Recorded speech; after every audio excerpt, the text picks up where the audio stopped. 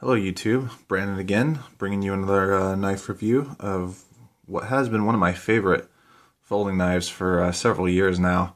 And I actually plan to be getting rid of it soon, and I'll explain why towards the end of the video. And I want to do a review of it beforehand. This is the Emerson CQC-11. It's known as also as the UTCOM or the BLACKHAWK. Really sexy knife as far as the aesthetics of it. I love the design.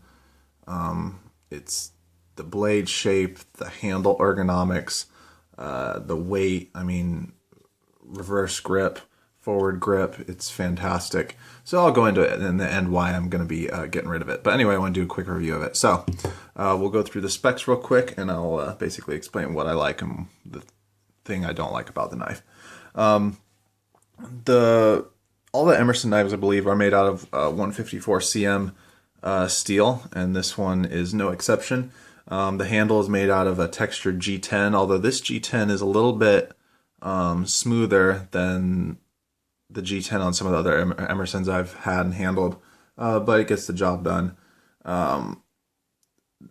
Unfortunately, with Emerson knives, you buy them and they're kind of set up to have pretty much one carry option, and that's what you get without modification. So this particular model is a tip up and right hand pocket carry only because of the wave opening feature. The locking mechanism on this lock is a liner lock. Let me see if I can get that focused. There we go. So you can see that.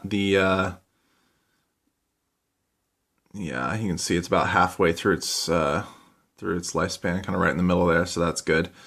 The stainless steel liners are not milled out, so that adds a little weight to the knife that I wish it didn't have, particularly on this side. The hardness is about 57 to 59 Rockwell. The opening mechanism for this is it can open via the wave, or it can open via the Emerson thumb stud. So that's the thumb stud opening. The wave, I don't know if people know it. If you're not familiar, it's right here. Basically, when you're carrying the knife in your pocket and you go to pull it out and it's in this position in the right-hand pocket, this is going to snag on the corner of your jeans if you pull it out at an angle, and it's going to deploy the knife. It's really nice. It can deploy really fast, actually almost faster than an automatic knife when you pull it, and you have to hit the button. This one just deploys. The blade length on this bad boy is 4.1 inches. Blade width is 0.125 inches. The weight is 5.1 ounces, and the overall length with the blade deployed is 9.275 ounces. Okay, so we'll kind of go stem to stern here. So here's the blade. It's a beautiful kind of drop point recurve. It's coated with Emerson's black standard coating. I don't know if it's Teflon or what it is. It has the mark on there. This one was made in 2009. I got it in 2011. There's CQC-11. Nice. This blade, unlike some Emersons, actually has a V-grind at the primary bevel, both sides. And then that goes down into the secondary bevel. I believe was initially a chisel grind, but I've resharpened it a couple times, and so it's not quite a pure chisel grind anymore. It has a little bit of a bevel on the other side now, but still real sharp. Can slice paper with it and all that. Keeps a pretty good edge, so no complaints there. As you can see, I mean, the blade geometry is just fantastic. If we look at the top here, it's the standard width, pretty much down the knife, and I can't really call it a swedge at the end, but it just goes into a nice sharp point there.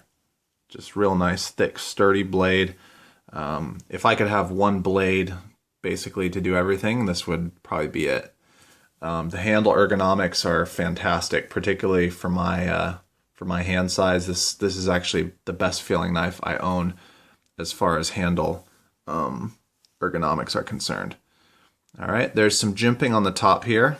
There's a little jimping also on the liner lock here, and there's a real nice finger choil along with this thumb ramp here, so you get a really good grip for this type of a hold. Moving on down, it has a back spacer here. Just add a little weight. I'm not a big fan of back spacers. It has the standard Emerson pocket clip. The screws that hold the G10 on are Phillips, and then the pivot screw is actually a flathead, which I personally don't like. I would have preferred that they kept uniformity in the types of screws they were using, but that's just me. A little more jimping here. Yeah, that's pretty much all there is to talk about for the positives of the knife. Okay, the reason I'm selling this knife, despite all the things I like about it, the locking mechanism is good. It's not great. I had an issue with another liner lock knife. I'm not going to say which one.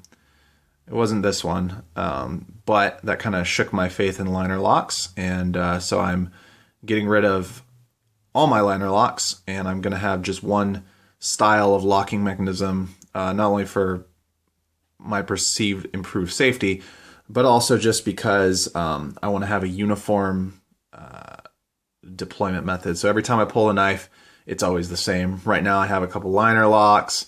I have ones that open via thumb stud, via, assisted opening, via wave, whatever. I want uniformity in that. So unfortunately, this is going to be a casualty of that. But hopefully someone gets it and uses it, because I've used it and really enjoyed it. So the price of this knife when it first came out from Emerson, which is obviously a lot higher than where you could get it elsewhere, this knife was $304.95, which for what you're getting, I mean, it's a great design. I think it's overpriced. I think I got this one for about $220 when I bought it. I was the second owner, and I've had it for about, since 2011. So it's been a while, and I'm not sure what the value is now. But anyway, if you're interested in Emersons, I think this is actually my favorite Emerson. So it's a good knife if you don't mind the liner lock. So yeah,